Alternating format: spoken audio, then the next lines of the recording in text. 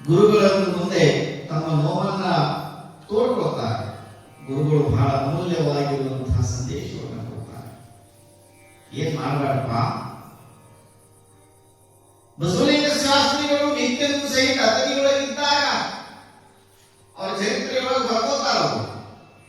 ನಾನು 2-3 ದಿವಸಕ್ಕೊಮ್ಮೆ 4 ದಿವಸಕ್ಕೊಮ್ಮೆ ಶಿವಯೋಗಿಗಳ ದಿವ್ಯ ಶಕ್ತಿಯ ಪುಣ್ಯತಾಣಕ್ಕೆ ದರ್ಶನಕ್ಕಾಗಿ ಹೋಗ್ತಿದ್ದೆ.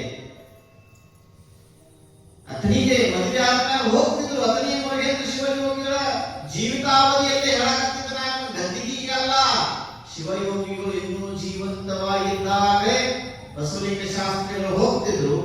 ಆದರೂ ಮನಸ್ಸಿನೊಳಗೆ ಒಂದು ವ್ಯಾಕುಲತೆ ಇತ್ತಲ್ಲ ಬಸವಲಿಂಗ ಶಾಸ್ತ್ರಿಗಳಿಗೆ. ಯಾವಾಗ ಹೋಗ್ತಿದ್ರು ಮಠಕ್ಕೆ ಅಂದ್ರ ಶಿವಯೋಗಿಗಳು ಶಿವಪೂಜೆಯನ್ನ ಮುಗಿಸಿ ಶಿವಪೂಜೆಯಲ್ಲಿ ತಲ್ಲೀನರಾದಂತಹ ಸಂದರ್ಭದೊಳಗ, ಶಿವಯೋಗಿಗಳು ಶಿವಯೋಗದಲ್ಲಿ ಲೀನರಾಗಿರುವ ಸಂದರ್ಭದೊಳಗೆ ಮಾತ್ರ ಮಠಕ್ಕೆ ಹೋಗ್ತಿದ್ರು. ಕಾರಣ ಏನು ಅಂದ್ರೆ ಏನಾದ್ರೂ ಕೇಳ್ಯಾರಲ್ಲ, ಏನಾದ್ರೂ ಅಂದಾರಲ್ಲ, ಅಂಜಿಕೆ ಒಂದು ಮನಸ್ಸಿನೊಳಗೆ ನೋವು ಕಾಡ್ತಿತ್ತು ಬಸವಲಿಂಗ ಶಾಸ್ತ್ರಿಗಳಿಗೆ. ಅಂದ್ಕೋಂತ ಬರೀತಾರೆ, ನಾನು ಶಿವಯೋಗಿಗಳ ಶಿವಪೂಜೆಯ ಕೋಣೆಯ ಪಕ್ಕಕ್ಕೆ ಹೆಂಗ ಹೋಗ್ತಿದ್ದೆ ಅಂದ್ರೆ ಪುಟ್ಟ ಪುಟ್ಟ ಹೆಜ್ಜೆಯನ್ನ ಹಾಕ್ತಾ ಇದ್ದೆ, ಸಪ್ಪಳವನ್ನ ಮಾಡದೆ ನಾನು ಶಿವಯೋಗಿಗಳ ದರ್ಶನವನ್ನು ಮಾಡ್ಕೊಂಡು ಬರ್ತಿದ್ದೆ. ಹೀಗೆ 1 ದಿವಸ ಅಲ್ಲ, 2 ದಿವಸ ಅಲ್ಲ, ಸುಮಾರು ವರ್ಷಗಳ ಕಾಲ ಶಿವಯೋಗಿಗಳ ದರ್ಶನವನ್ನು ಮಾಡ್ಕೊಂಡು ಬರ್ತಿದ್ರು. ಮಾನಸಿಕ ನೆಮ್ಮದಿಗಾಗಿ ಹೀಗೆ ಒಂದು ಆ ಮಠದೊಳಗೆ ಕುತ್ಕೋತಿದ್ರು. ಕಂಬಕ್ಕಾದಾಗ ಶಿವಯೋಗಿಗಳ ಪೂಜೆ ಮುಗಿಸಿ ಹೊರಗೆ ಬರ್ತಿದ್ರಂತ. ಬಂದಂತ ಭಕ್ತರಿಗೆ ದರ್ಶನ ಮಾಡ್ತಿದ್ರು, ಆಶೀರ್ವಾದ ಮಾಡ್ತಿದ್ರು, ನೋವುಗಳಿಗೆ ಪರಿಹಾರ ಕೊಡ್ತಿದ್ರು. ಆಗಪ್ಪ ಒಳ್ಳೆದಾಗ್ಲಿ, ದೇವರದಾನ ಇಂತೆಲ್ಲ ಮಾತುಗಳನ್ನ ಹೇಳುತ್ತಿದ್ರು. ಅದನ್ನ ಒಂದು ಮೂಲೆಗಳು ಕೂತ್ಕೊಂಡು ಬಸವಲಿಂಗ ಶಾಸ್ತ್ರಿಗಳನ್ನು ಗಮನಿಸ್ತಿದ್ರು. ಆದ್ರೆ ಇಲ್ಲಿ ಬಸವಲಿಂಗ ಶಾಸ್ತ್ರಿಗಳು ಕುಂತಾರ ಅನ್ನೋದು ಶಿವಯೋಗಿಗಳಿಗೆ ಗೊತ್ತಿರಲಿಲ್ಲ. ನಾನು ಗಮನಿಸ್ತಾ ಇದ್ದೇನೆ ಅನ್ನುವಂಥದ್ದು ಸಹಿತ ಶಿವಯೋಗಿಗಳಿಗೆ ಗೊತ್ತಿರಲಿಲ್ಲ ಅನ್ನುವಂಥದ್ದನ್ನ ಪ್ರಸ್ತಾಪ ಮಾಡ್ತಾರೆ. ಹೀಗೆ ನಡೀತಾ ಇರುವಂತಹ ಸಂದರ್ಭದಲ್ಲಿ ಅಥಣಿಯ ಮೋಟ್ಕಿ ಮಠದ ಗುರುಗಳು ಅಪ್ಪಣೆ ಮಾಡ್ತಾರೆ, ನೋಡಪ್ಪ, ಆವಾಗಿನಿಂದಲೂ ಈಗಿನ ತನಕ ನೀನು ಪುಸ್ತಕದೊಳಗ ಸಾಹಿತ್ಯದೊಳಗ ಏನಾದ್ರೂ ಸಾಧನೆ ಮಾಡಬೇಕು ಅಂತ ತಿಳ್ಕೊಂಡು ಸುಮ್ಮನೆ ಅದೋ ಇದೋ ತಿಳ್ಕೊಂಡು ವಿಚಾರ ಮಾಡುವಂತ ಹೊರಟಿ, ಆದ್ರೆ ಏನನ್ನೂ ಬರೆಯುವಂತಹ ಪ್ರಯತ್ನವನ್ನ ಇಲ್ಲಿ ತನಕ ನೀನು ಮಾಡಿಲ್ಲ. ಬರೀ ಪುಸ್ತಕವನ್ನ ಹಾಳೆಯಿಂದ ಹಾಳೆಗೆ ತಿರುವುದನ್ನ ಮಾತ್ರ ಕಲಿತಿದ್ದೀಯಾ. ಆದ್ರೆ ನೀನು ಓದಿರುವ ಜ್ಞಾನ ಅದು ನಿನ್ನಲ್ಲೇ ಉಳಿತಾ ಇದೆ. ಹೀಗಾಗಿ ನಾನೊಂದು ನಿನ್ನ ಸಮಸ್ಯೆಗೆ ಉಪಾಯವನ್ನ ಹೇಳ್ತೇನೆ, ನೀನು ಅದನ್ನು ನಿರ್ವಹಿಸು ಅಂತ ತಿಳ್ಕೊಂಡು ಗುರುಗಳ ಅಪ್ಪಣೆ ಆಗಿತ್ತು.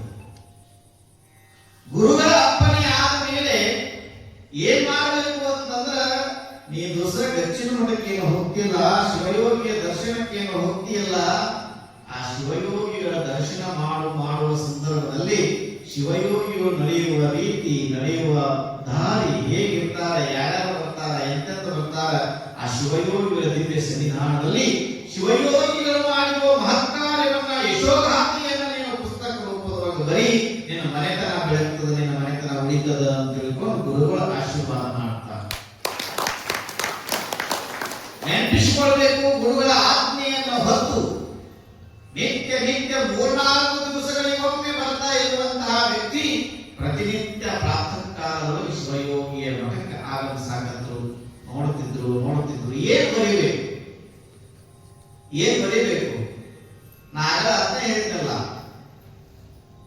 ಆಗಲೇ ಸಾಹಿತ್ಯವೆಂದರೆ ಕೇವಲ ಶಬ್ದಗಳ ರಚನೆಯಲ್ಲ ಅಂತ ನಾನು ಹೇಳಿದೆ.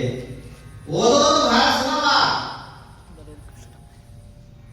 ಮುಂದೆ ಕೇಳೋದು ಬಹಳ ಸುಲಭ. ಒಂದು ತಾಸಿನ ಪ್ರವಚನ ಮಾಡೋದು ಬಹಳ ಕಷ್ಟ. ಒಂದು ತಾಸಿನ ಪ್ರವಚನ ಏನು ಪರಿಣಾಮ ಮಾಡುತ್ತೆ ನಾಳೆಗಳಾಗ ಅಂದ್ರೆ 100 ಪೊಲೀಸ್ ಸ್ಟೇಷನ್ಗಳನ್ನ ಇಲ್ಲದಂಗ ಮಾಡುತ್ತಂತ. ಒಂದು ತಾಸಿನ ಪ್ರವಚನ ಅದು ಲಕ್ಷ್ಯ ಪಟ್ಟು ಕೇಳಬೇಕಷ್ಟೇ. ಮನಸ್ಸಿನ ಹಲವು ದ್ವಂದ್ವ ವಿಚಾರಗಳನ್ನು ದೂರ ಮಾಡುವಂತಹ ಶಕ್ತಿ ಪ್ರವಚನಕ್ಕದ, ಗೊಂದಲಗಳನ್ನು ದೂರ ಮಾಡುವ ಶಕ್ತಿ ಪ್ರವಚನಕ್ಕದ. ಲಕ್ಷ್ಯ ಕೊಟ್ಟು ಕೇಳಬೇಕಷ್ಟೇ. ಮನಸ್ಸಿನ ವಿಕಾರಗಳು ದೂರ ಆಗಿ ಮನಸ್ಸು ವಿಕಾಸವಾಗ್ತದೆ. ನಿತ್ಯ ನೋಡ್ತಿದ್ರು, ಕಾಣ್ತಿದ್ರು, ಗಮನಿಸ್ತಿದ್ರು ಬಸವಲಿಂಗ ಶಾಸ್ತ್ರಿಗಳು. ಹೀಗೆ ನಡೀತಾ ಇರುವಂತಹ ಸಂದರ್ಭದೊಳಗೆ ಬಹಳ ದಿವಸದ ನಂತರದೊಳಗೆ ಶಿವಯೋಗಿಗಳ ಕೃಪೆ, ಅಥಣಿಯ ಮುರುಘೇಂದ್ರ ಶಿವಯೋಗಿಗಳ ಕೃಪೆ ಈ ಬಸವಲಿಂಗ ಶಾಸ್ತ್ರಿಗಳು ಕುಳಿತುಕೊಂಡಿರುವ ಆ ಜಾಗಕ್ಕೆ ಅವರ ಮೇಲೆ ನೇರ ದೃಷ್ಟಿ ಬೀಳುತ್ತದೆ. ಗುರುವಿನ ಕೃಪೆ ಆಗಬೇಕು ಅಂದ್ರೆ ಸಡನ್ಲಿ ಹೋದ ತಕ್ಷಣ ಗುರುಗಳು ನಮ್ಮ ಭೇಟಿ ಆಗಲಿಲ್ಲ, ಹೊರಗೆ ಕೂತಿದ್ರು, ಹೊರಗೆ ಬರಲಿಲ್ಲ, ಇಷ್ಟು ಸಲ ಹೋದ್ರು ಭೇಟಿ ಆಗಲಿಲ್ಲ, ಏನ್ ಹೇಳಿಲ್ಲ ಕೇಳಿಲ್ಲ, ಅಲ್ಲಿ ಹೋಗೋದ ಬೇಡ, ಹೌದಾ ಇಲ್ಲ ಅಂತೀರಿ ನೀವು? ಮಹಾದೇವ ದೇವಸ್ಥಾನಕ್ಕೆ ಹೋಗಿದ್ದಿ, ಬರೀ ಕಿಲಿನ ಹಾಕಿದ್ರು, ಅಲ್ಲಿ ಹೋಗಿದ್ರೆ ಏನು ಮಾಡೋದಲ್ಲ, ನೀವು ಕಿಲಿ ಹಾಕಿ ನೋಡಕ್ ಹೊಂಟಿರೋ ಏನು ಒಳಗೆ ಮಹಾದೇವ ನೋಡಕ್ ಹೊಂಟಿರೋ ಅನ್ನೋದು ಬಹಳ ಇಂಪಾರ್ಟೆಂಟ್. ನೀವು ಗುರುಗಳ ದರ್ಶನ ಕೊಡ್ಲಿಲ್ಲ ಅನ್ನೋದು ಇಂಪಾರ್ಟೆಂಟ್ ಅಲ್ಲ, ಆ ಗುರು ನಡೆದಾಡಿರುವ ಜಾಗದಲ್ಲಿ ನಾವು ಬಂದೀವಲ್ಲ ಅದಕ್ಕಿಂತ ಪುಣ್ಯ ಇಲ್ಲ ಅಂತ ಭಾವಿಸ್ಕೊಳ್ಬೇಕು. ಶಿವಯೋಗಿಗಳಿಲ್ಲ ಅಂತ ಭಾವಿಸ್ಕೋಬಾರ್ದು. ಅವ್ರು ನಡೆದಾಡಿರುವ ನೆಲದ ಪಾವನ ಆ ದೂರು ನಮ್ಮ ಹಣೆಗೆ ಹರಿಸ್ತು ಅಂತಂದ್ರೆ ಎಷ್ಟೋ ಜನ್ಮಗಳ ಕರ್ಮಗಳ ದೂರ ಆಗಿ ಹೋಗಿಬಿಡುತ್ತ.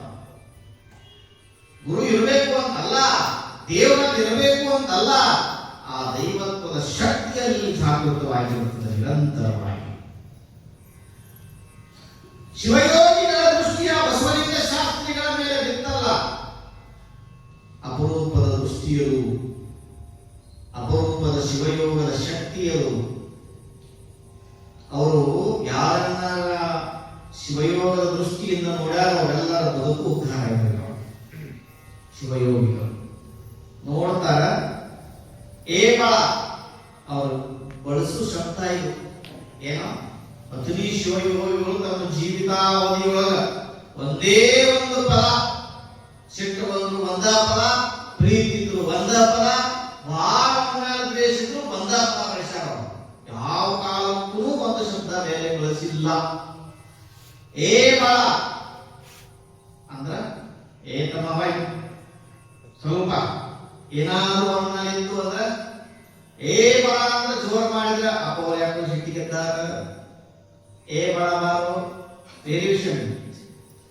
ಕರೆಯುವ ರೀತಿಯೊಳಗೆ ಒಂದೊಂದು ವ್ಯತ್ಯಾಸ. ಏರ್ ಧ್ವನಿಯೊಳಗೆ ಹೋಯಿತು, ಕೆಳಮಟ್ಟದ ಧ್ವನಿಯೊಳಗಿತ್ತು ಅಂದ್ರೆ ಅವೆಲ್ಲವೂ ಸಹಿತ ಒಂದೊಂದು. ಏ ಬಳ ಬಾರಪ್ಪ ಇಲ್ಲಿ.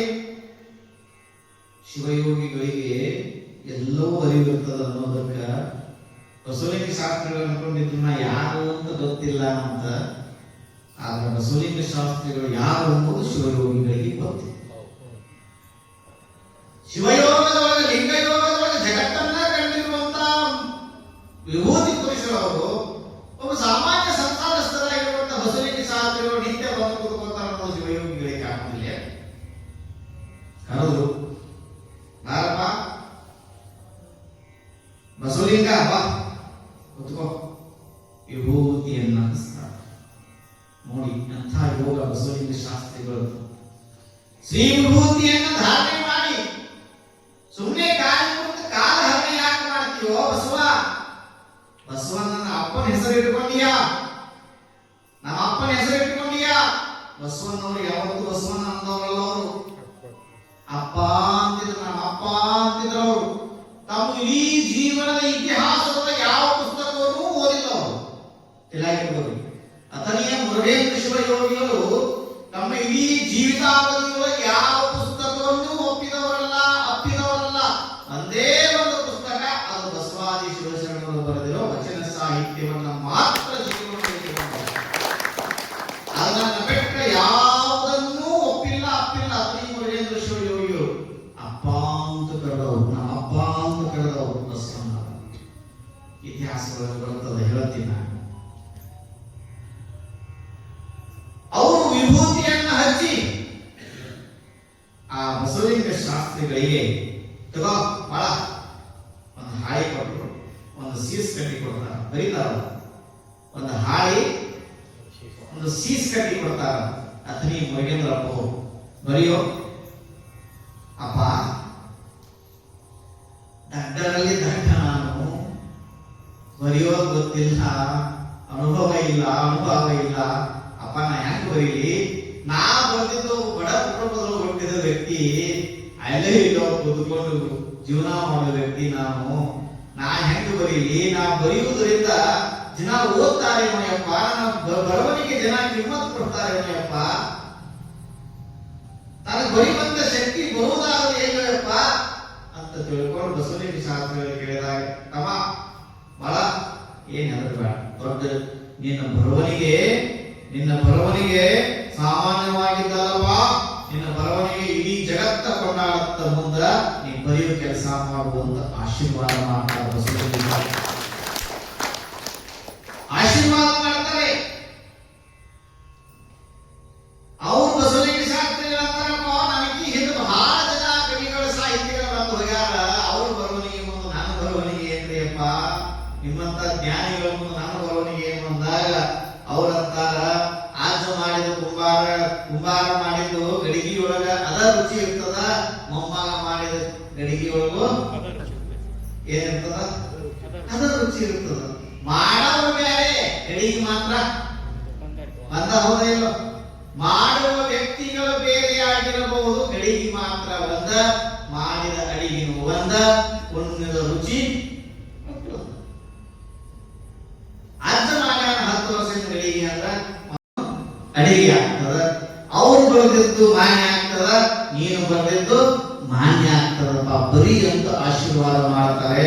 ಎಂಥ ಅದ್ಭುತವಾಗಿರುವಂತಹ ಶಿವಯೋಗಿಯ ಆಶೀರ್ವಾದವನ್ನ ಆಯ್ತು ಅಂದ್ರೆ ಅವತ್ತಿನಿಂದ ಶ್ರೀಕಾರಗೊಂಡಿರುವಂತಹ ಬಸವಲಿಂಗ ಶಾಸ್ತ್ರಿಗಳ ಸಾಹಿತ್ಯದ ಸೇವೆ ಎಲ್ಲಿ ತನಕ ಈ ನಾಡಿನೊಳಗೆ ಬೆಳಕನ್ನ ನೀಡುತ್ತದೆ ಅಂತಂದ್ರೆ, ಅಂಕಲಿಗೆ ಅರಿವಪ್ಪನವರ ಚರಿತ್ರೆಯನ್ನ, ಮುರುಗೋಡದ ಮಹಾಂತ ಶಿವಯೋಗಿಗಳ ಚರಿತ್ರೆಯನ್ನ, ಹಾಗೆ ಎಲ್ಲ ಸಿರಹಟ್ಟಿ, ಗುಲಬರ್ಗ, ನಾಗನೂರು, ಧಾರವಾಡ, ಸಾವಳಗಿ, ಶಿವಲಿಂಗೇಶ್ವರ ಪುರಾಣಗಳನ್ನ ನಾಡಿಗೆ ಕೊಟ್ಟಿರುವಂತಹ ಅಪರೂಪದ ಸಾಹಿತ್ಯದ ಸೂರ್ಯ ಯಾರು ಅಂತಂದ್ರೆ ಅದು ಅಥಣಿಯ ಬಸವಲಿಂಗ ಶಾಸ್ತ್ರಿಗಳು. ಇದರ ಹಿಂದಿನ ಆಶೀರ್ವಾದ ಯಾವುದು ಅಂತಂದ್ರೆ ಅಥಣಿಯ ಮುರುಘೇಂದ್ರ ಶಿವಯೋಗಿಗಳು. ಆ ಸಾಹಿತ್ಯ ಬರೆದ ಮ್ಯಾಲ ವಿಭೂತಿ ಏನು ಹಂಚಿದ್ರು ಒಳ್ಳೇದಾಗತ್ತೋ, ಏನ್ ಚಿಂತೆ ಮಾಡಬೇಡ, ನಿನ್ನ ಚಿಂತೆ ದೂರ ಆಗತ್ತ ಅಂತ ಸೀಸ್ಕಟ್ಟಿ ಹಾರಿಕೊಟ್ಟು ಏನು ಆಶೀರ್ವಾದ ಮಾಡಿದ್ರು. ಆ ಮನೆತನಕ್ಕೆ 7 ಸಲ ಏನು ಗರ್ಭವತಿ ಆಗಿರುವಂತ ಆತನ ಧರ್ಮ ಪತ್ನಿಗೆ ಒಂದು ಸುಯೋಗ ಎಂತಂದು ಅಂದ್ರೆ ತುಂಬು ಗರ್ಭವನ್ನ ಧರಿಸ್ತಾಳೆ. ಒಂದು 9 ತಿಂಗಳಿಗೆ ಆ ಮನೆತನಕ್ಕೆ ಒಂದು ಕೂಸು ಹುಟ್ಟುತ್ತ. ಆ ಕೂಸು ಯಾವುದು ಅಂದ್ರೆ ಒಂದು ಹೆಣ್ಣು ಮಗುವಿಗೆ ಜನನ ಆಗುತ್ತೆ. ಆ ಹೆಣ್ಣು ಮಗುನೇ ಶಿವಗಂಗಮ್ಮ ಅನ್ನುವಂತ ಹೆಣ್ಣು ಮಗಳು ಹುಟ್ಟುತ್ತಾಳೆ. ಯಾವಾಗ ಅಥಣಿ ಶಿವಯೋಗಿಗಳು ಕೊಟ್ಟಿರುವಂತಹ ಸೀಸು ಕಟ್ಟಿ, ಅಥಣಿ ಶಿವಯೋಗಿಗಳು ಕೊಟ್ಟಿರುವಂತಹ ಹಾಳೆ, ಅಥಣಿ ಶಿವಯೋಗಿಗಳು ತಮ್ಮ ಶಿವಯೋಗದ ಹಸ್ತದಿಂದ ಹಚ್ಚಿರುವಂತಹ ಶ್ರೀವಿಭೂತಿ ಏನೈತಿ ಅದು ಬಸವಲಿಂಗ ಶಾಸ್ತ್ರಿಗಳ ಬದುಕಿನೊಳಗ ಚಾರಿತ್ರಿಕ ಇತಿಹಾಸದ ದಾಖಲೆಯನ್ನು ಮೂಡಿಸಿತು. ಒಂದು ಶಿವಗಂಗಮ್ಮ ಅನ್ನುವಂತ ಒಂದು ಹೆಣ್ಣು ಹುಡುಕದ ಬಸವಲಿಂಗ ಶಾಸ್ತ್ರಿಗಳಿಗೆ. ಆ ಹೆಣ್ಣುಗಳ ಕೈಯಾಗ ನಾವು ಉಂಡವರದಿ ಮೊನ್ನೆ ಈಗ 3-4 ವರ್ಷದಿಂದ ಆ ಶಿವಗಂಗಮ್ಮನವರು ತಿಳ್ಕೊಂಡ್ರು. ಈಗ ಅವ್ರ ಮಗನ ಅಥಣಿ ಮೋಡಿಗೆ ಮಠದ ಪ್ರಭುಚಂದ್ರ ಬಸವ ಸ್ವಾಮಿಗಳು ಈ ಒಬ್ಬ ಸ್ವಾಮಿಗಳ ಅವರು. ಆ ತಾಯಿ ಬಸವಲಿಂಗ ಶಾಸ್ತ್ರಿಗಳಿಗೆ ಒಬ್ಬಳೇ ಒಬ್ಬಳ ಮಗಳು ಶಿವಗಂಗಮ್ಮ.